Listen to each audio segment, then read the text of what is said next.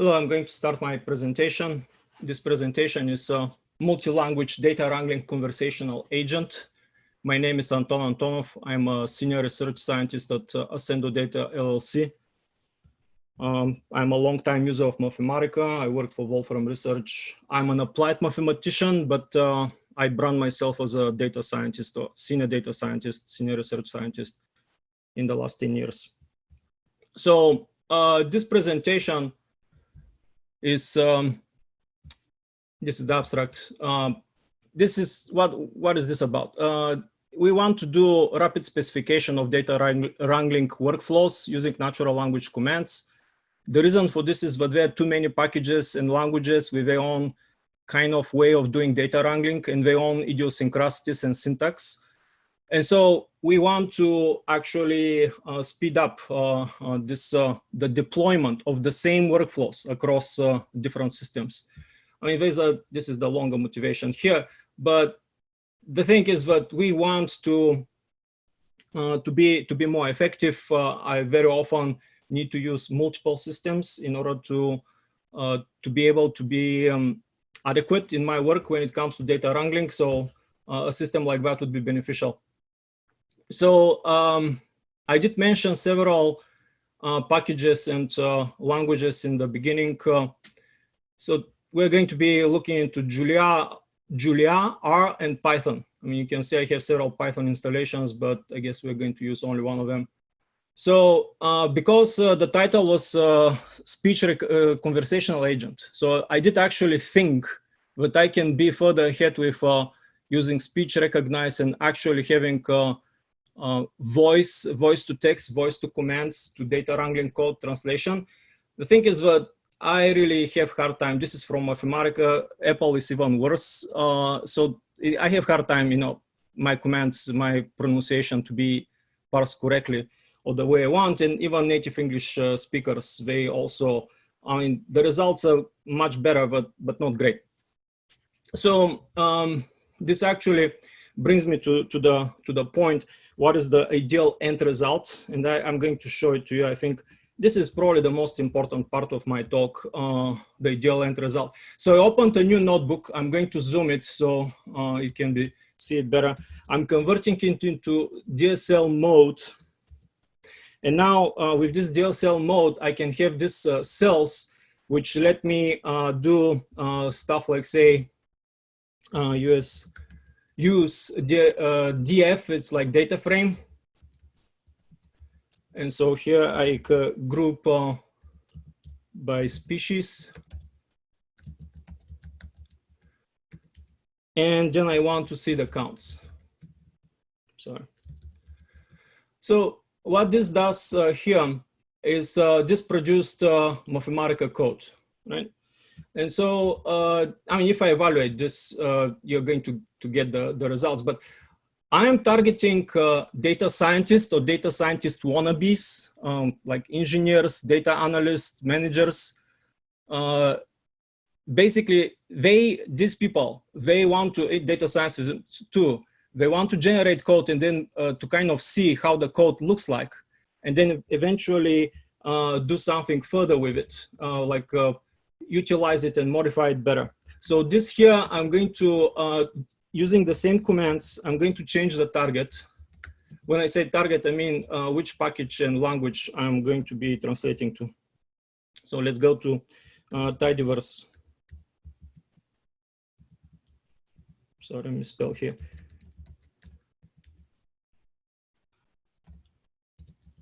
So tidyverse, I mean, yeah, generates a code, and if I do exactly the same thing, like, yeah, I'm going to copy and paste exactly the same thing here.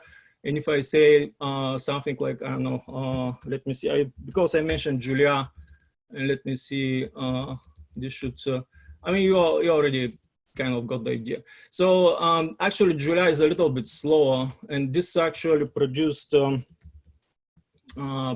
valid response. Let me just transform it to Mathematica form. If I did this in Python, right?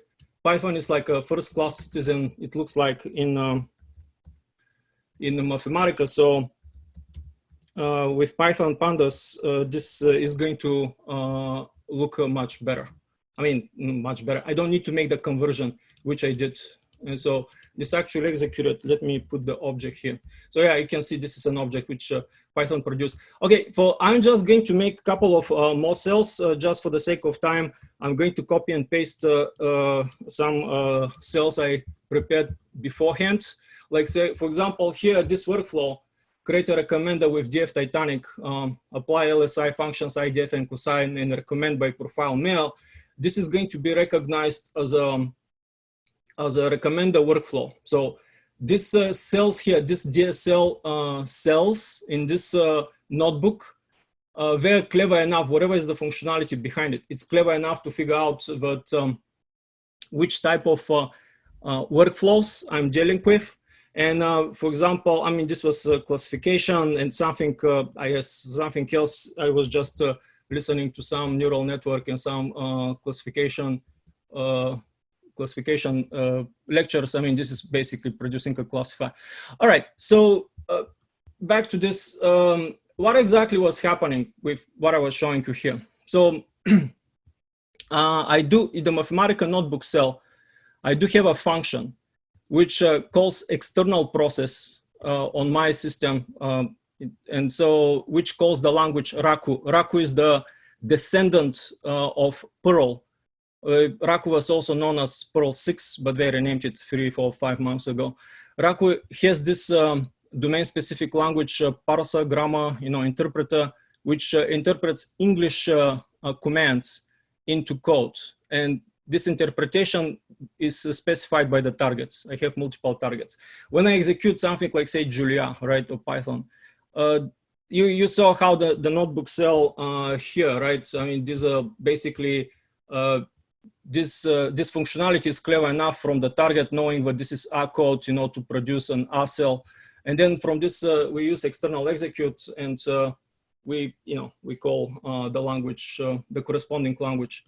So at this point, this is the ideal end result, but in order to make serious development effort for this end result and to be able to be effective in this effort, we need to decide what exactly we're going to do. There are quite a lot of assumptions and simplifying assumptions and invariants to be figured out about the workflows, about probably the users, and definitely about the data. So I'm concentrating on data frames. Data frames are just tabular data. And this is what is the precise definition of the data we're considering. Tabular data or simple collections of tabular data. This means lists of data sets or associations of data sets. So this diagram explains, shows fairly well what exactly is are the workflows which are being considered. So we load the data, we get it, like say this DF Star Wars, whatever I was using in my examples. There's some way for me to access, load it into the system. Then we do some summarization, some other queries. We scratch our head and thinking, does this need transforming or not? If it doesn't, well, we export it or assign it to something else. If it does, we go through this transformation steps. All of the steps here are optional. So you can go through this, you can do the operations in these rectangles, but you can also just skip it. So yeah, we might filter the data, then split it, then transform the groups produced by the splitting, combine the results, and do some reshaping. And then we go back to this one here. As I said, we can skip some of these elements. For me, splitting the data means either taking subsets of the rows or subsets of the columns. The filtering obviously can belong to the transformation group, but this is a little bit more like how do you specify the workflow. So this pattern here is the so-called split, transform, combine pattern.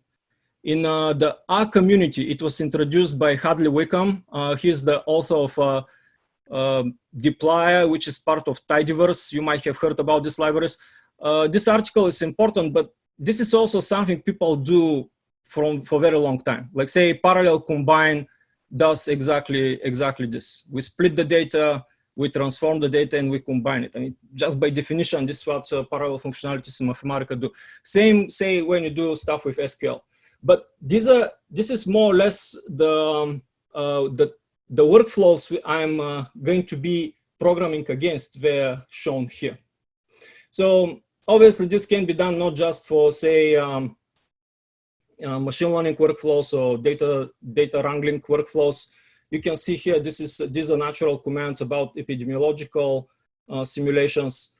This is a special monad. So this is a monadic code, which does this calculations and transformations. And, you know, we're doing this conference online because of COVID-19.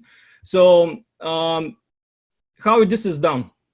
So, I mean, here you can see I did mention monadic pipelines. You can see for this sequence of 3 commands, use df Star Wars group by species and counts. So you can see this is the Julia code, the Mathematica code is here, right? And the monadic code by R, tidyverse, right? It's here. You notice this pipeline symbol here. In the previous slide, the pipeline symbol I'm using is this long right arrow, double right arrow. This here is that peculiar combination of characters. So except for R tidyverse in this data frame, you'll see that all of these operations, they do have this assignment, right? And then this obj variable appears on the right hand side. So you can probably skip this assignment and this mandatory appearance of that variable and use this pipeline type of syntax, which is more economical, also fairly concise. For me, this is not just cosmetic feature. This is actually a very serious assumption, or actually, I mean, not assumption. I know that I'm going to be producing code like that in this kind of shape and form. And this allows me to do, to speed up the implementation, to do one-line interpreters to make the translations better.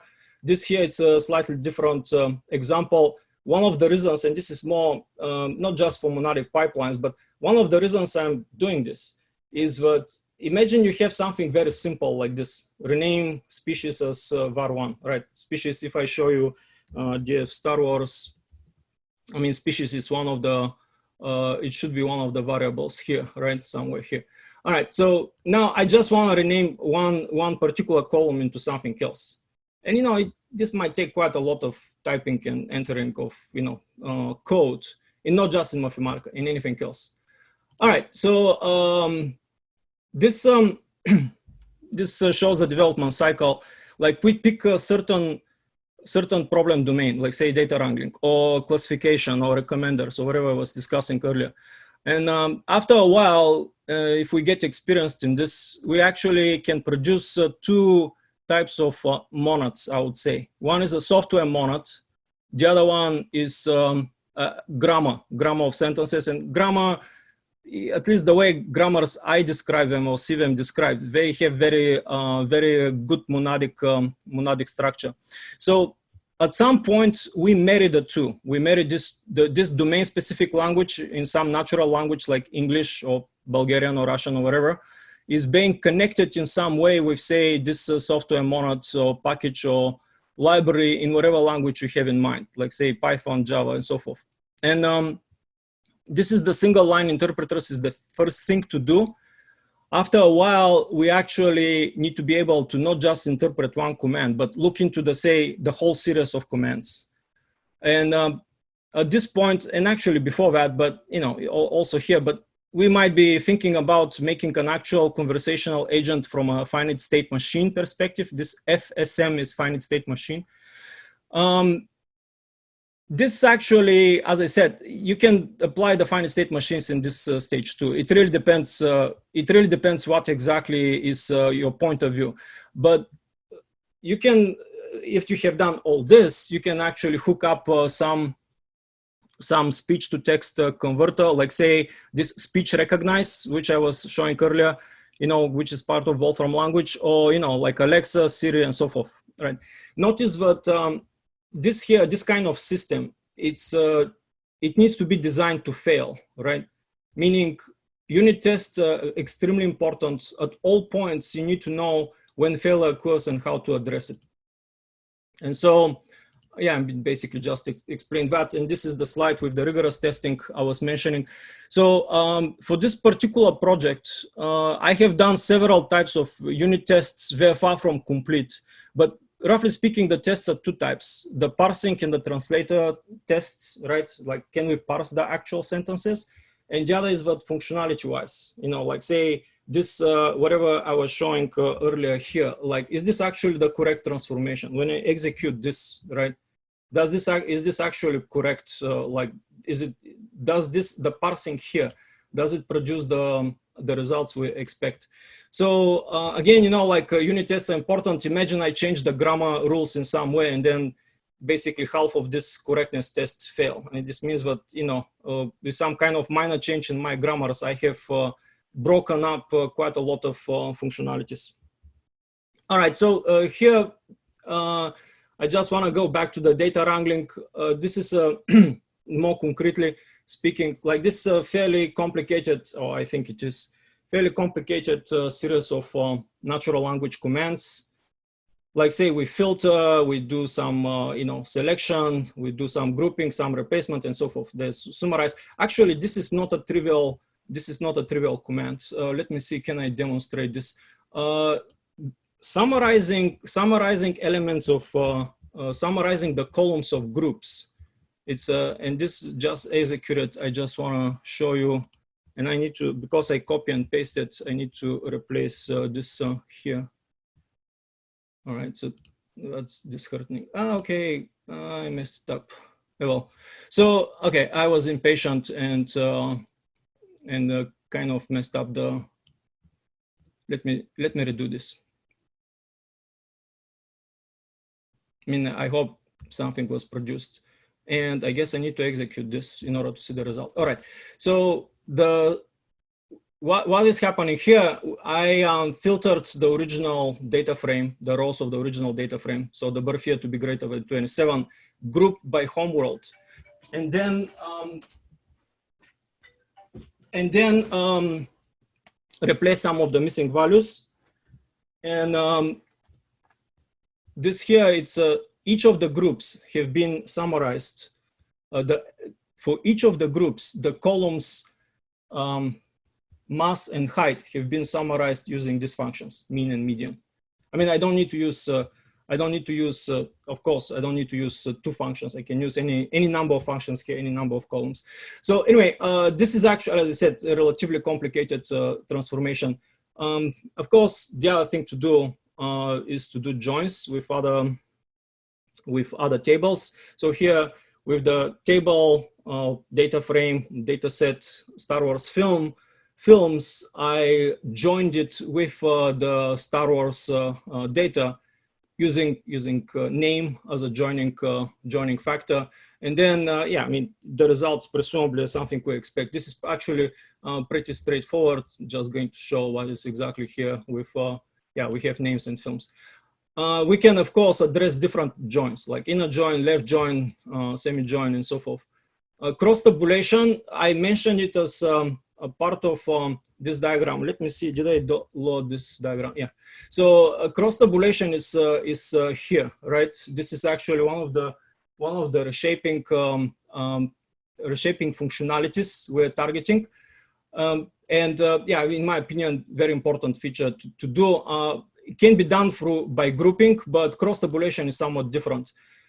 This here, it's this actually shows one of the decisions I made. I didn't want to program a separate monad in Wolfram language for data wrangling. I wanted to use Wolfram language as is. I have done some other monads like that, like for example, neural networks, the way you construct them in the Wolfram language, they do form a monad.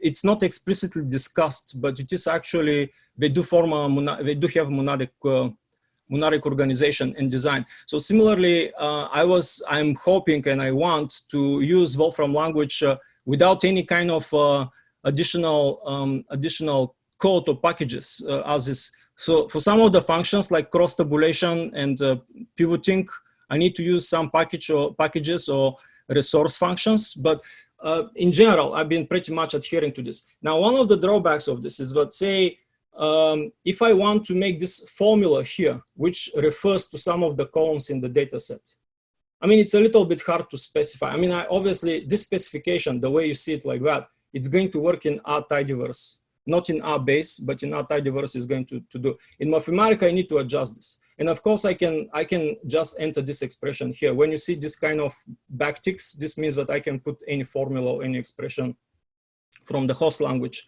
in this natural language description. So this is something I need to resolve and address in one way or the other. But so far, I mean, it is done to some useful stage. Another thing which is an interesting point of view, and it relates to the type of data we're considering, tabular data or collections of tabular data, is that if I have multiple group by statements, what is exactly happening? You can see here that after I have group by species and say made some calculation over the groups, then I say group by homeworld. Now, am I supposed to group the subgroups or what? Now you can see that I'm not grouping the subgroups. I'm actually flattening the data first, and then I do the group by. So this is actually also something which is done in this package dplyr or tidyverse. Again, this actually it is for the sake of convenience, and it does make sense.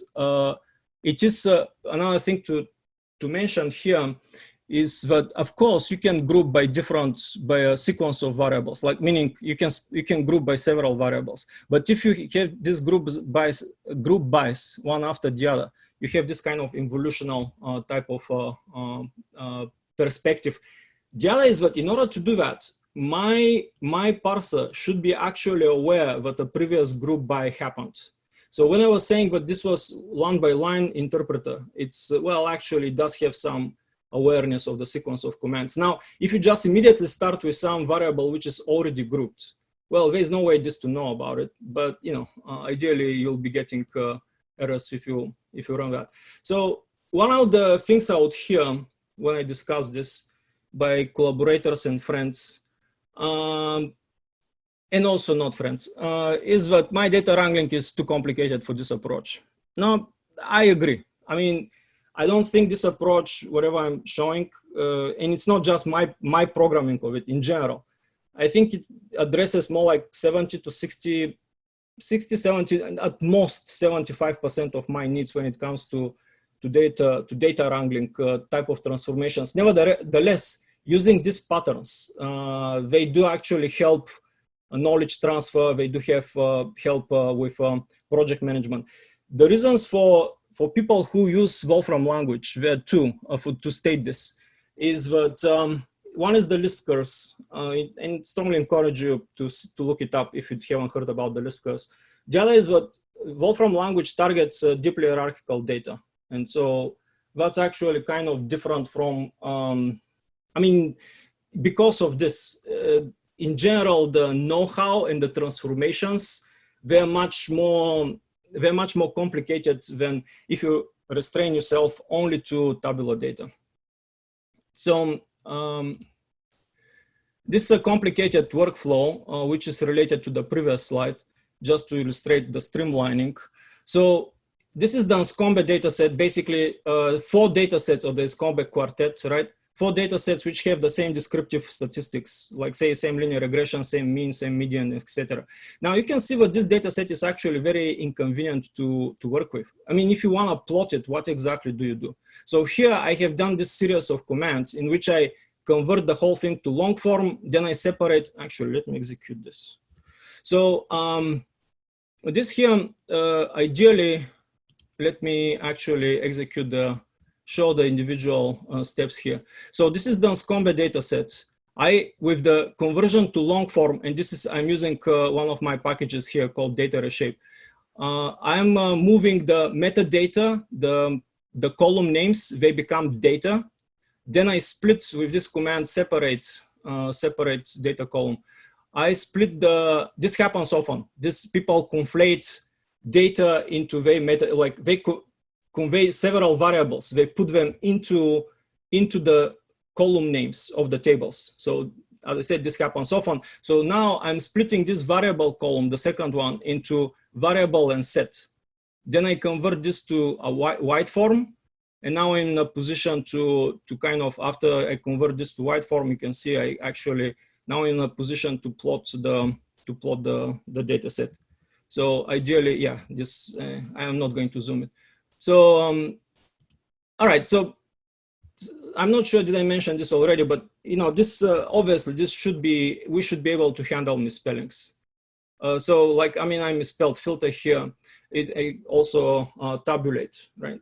I mean, if I type in this in, it's, you know, also if you use any kind of voice recognition system, this is actually a must. Another thing is that, which I haven't done, is actually spell checking for data frame names and column names. This is in my, I mean, as I mentioned, I mean, I have, this can be done in different languages. If I have done this for programming languages, obviously I can do it for natural languages. You can see here like Spanish and Bulgarian. And this is it's kind of at the end of the presentation time. So this is this mind map shows the full design of the DSL systems. Each of these DSLs, like we're discussing data query workflows in this presentation, but the others, like say recommendations or quantile regression or whatever, they're actually independent. Of course, it's very interesting to use them in conjunction and together. And obviously they'll be sharing some of the codes, right? Like say, like error handling or, you know, like misspellings and stuff, and, you know, like some predicate handling and so forth. But it is one of the restrictions or one of the assumptions is that this system needs to be modular. If you want to take only one of these modules and develop it further, you should be able to do that. So this is related to my immediate future plans. Like I mean, I mentioned many of those. I do wanna to write a user guide for this. One of the interesting things, which surprisingly, it's hard to do. I have done it in Mathematica, by the way, is to produce random sentences of the grammars. They really help learning the system. All right, so yeah, this is just another demonstration using different machine learning workflow. I'm going to be teaching a class, maybe, I think it was approved, I'm not entirely sure. I think it is Wolfram with Wolfram U. It's going to be a short class of 3-4 lectures about this type of data wrangling I was discussing right now. And here are the references for the presentation. Yeah, thank you for your attention, and I'm willing to answer questions.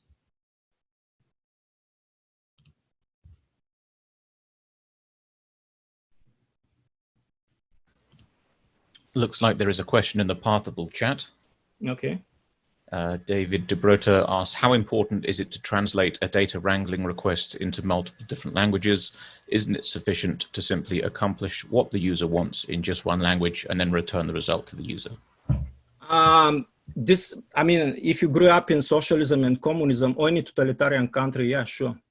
But one of the reasons I moved to US is exactly this, to have choice. And so I actually think the more you actually do this in different languages, I personally, even if I want to stay in language, nobody lets me. Working with people, different generations, different systems, I need to translate this into different programming languages. Another thing is that in order to understand your mountain, right, you need to climb the mountain next to it. There's some other statements. I mean, this is a cliche, you know, responses I have made so far on this question, but there's something you might have heard, like a low-level language is a programming language is low level if it makes you pay attention to unimportant details. And this is exactly kind of this type of system exposes to what degree these languages and packages have idiosyncrasies. So from my perspective, no. I mean, great question. I mean, I've been asking myself exactly this. I mean, I wanted to stay in Wolfram language, and I do. For me, it's actually the other. I mean, in a sense, in order to kind of show that Wolfram language is good and better, you need to do something like what I did. Looks like we have a question in the Zoom chat. Rodrigo Murto says, thanks for sharing, Anton. Can you share the references? First of all, this I already uploaded this in the this notebook. What you see right now, I uploaded it into the Puffable, but also you can very easily find it in I'm not sure what kind of references you're looking for, but if you go to say GitHub Anton on Cube, I mean, conversational agents is something I'm doing quite a lot, and data wrangling I'm doing quite a lot. So you can immediately land on some of the pages, which discuss things and how to do stuff and what to load and etc. Doesn't look like there are any more questions, so I just wanted to say thank you everyone for coming, and thank you, Anton, for a very informative talk. Yeah, thank you. Bye. Bye-bye.